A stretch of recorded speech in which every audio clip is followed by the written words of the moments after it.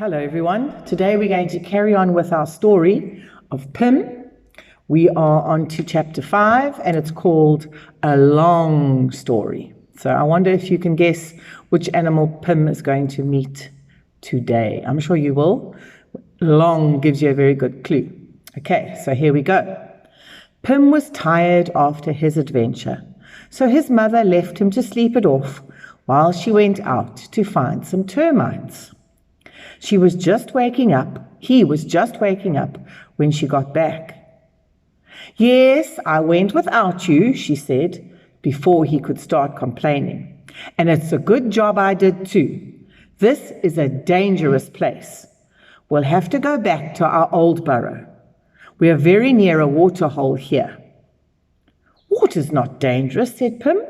"The elephants had a lot of fun in it." "Why would a waterhole be dangerous?" "Think, all the animals that come there to drink. So if they're right near it and all those animals are coming along, there could be some enemies of Art Fox that could eat them or catch them or do something." So his mom knows that. "Water is dangerous to us when it attracts so many animals. They come to drink there every evening, hundreds of them. It's the only drinking place for miles. That means there are lions going right past our front door." "Like yesterday," said Pim. "Like the one that frightened me yesterday." "That's right," said his mother. "We shall have to move again, which is a pity because there are lots of good termite nests in this area. Oh well, I must get some sleep." "I've been asleep," Pim complained. "I feel awake now. I couldn't sleep anymore." "Well, you can go up to the top and sun yourself for a bit if you like, as you did the other morning. But stay very close to the burrow. In fact, keep your tail in the entrance tunnel." Pim bounded towards the tunnel and then stopped and came back. He remembered something. Perhaps I won't go up after all. There might be lions." "Not at this time of the morning. They're lazy beasts," Mrs. Art Fox smiled. And I wonder why lions are lazy beasts at that time of the morning. Shall I tell you why? It's because they mainly hunt at night. And so they've been busy all night, and then in the morning they sleep. In fact, they sleep most of the day until they're hungry again. So let's carry on. Not everything wants to eat you, you know. You'll be all right if you do what you're told. Pim crept slowly up the tunnel. He peeped out and blinked. The sun had just risen and was already very bright. He pricked up his ears and listened carefully. Nothing. With most of him still inside the tunnel, Pim sat himself down. The sun was lovely and warm. Sunbathing made him drowsy. And certainly his ears were not as pricked as they should have been, or he might have heard his visitor coming. But it didn't bound, or hop, or gallop. In fact, it had no legs at all. So it just wriggled towards him through the grass very slowly. The first thing Pim knew about it was when something tickled his ear. He put up a back foot and scratched the tickly place. He felt something there. "You don't have to kick me," said a voice. "Sorry, I thought you were an itch," Pim said. He looked at his visitor. He seemed harmless enough, long and bendy like an elephant's trunk, but without an elephant. He had better make sure, though.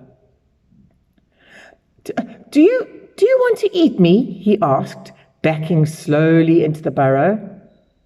"Not particularly," said the long, thin creature. "You look a little bit big for me. And anyway, I'm not hungry at the moment.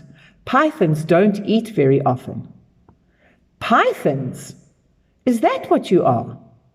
Pim stopped backing and took a good look at his visitor. "Yes, I'm a python. What are you? An aardvark. An odd what? Pim was getting rather tired of people making this rude remark. An aardvark. Oh, you do look a bit piggy to me. Wait a minute. Aardvark. Earth pig. That's what it means, doesn't it? You are a sort of pig. Do pigs eat termites? Asked Pim. He wasn't a bit insulted about being called a pig, just interested. Aardvarks eat termites. At least grown-up ones do. My mother eats them every night. Oh, the python had no idea what termites were, but he wasn't going to admit it. Your mother, tell me, do you see her often? I only saw mine once, just after I'd hatched. Whoops, I think she's gone. What's gone?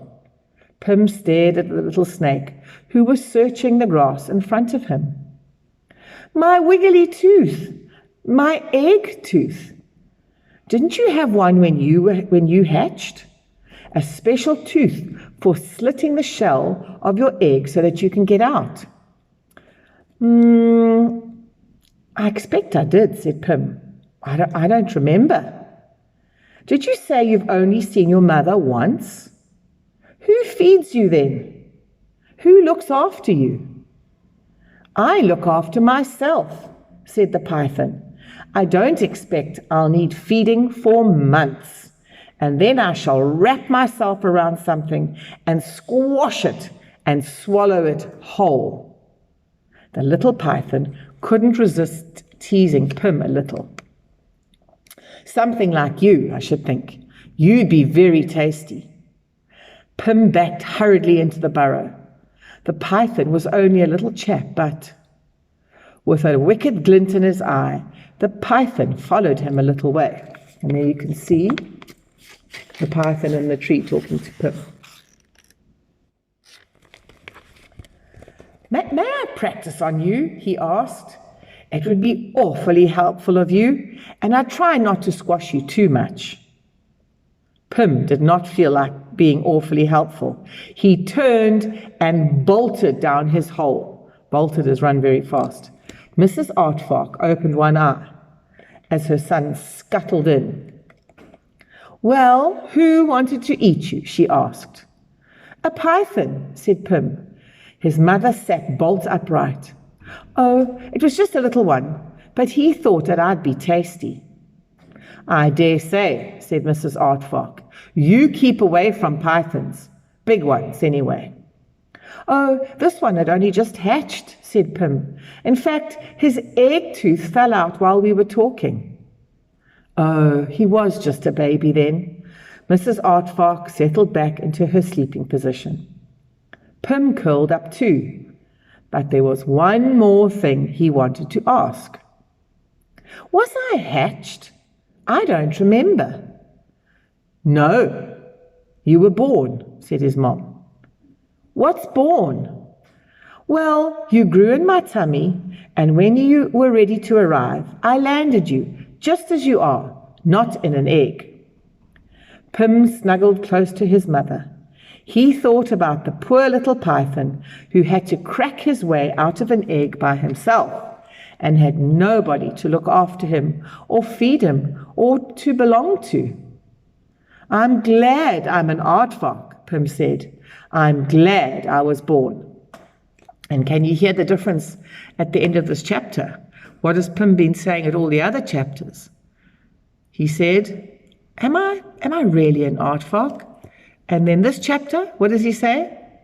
I'm glad I'm an aardvark. So he's beginning to change now and grow up and learn a lot more about himself.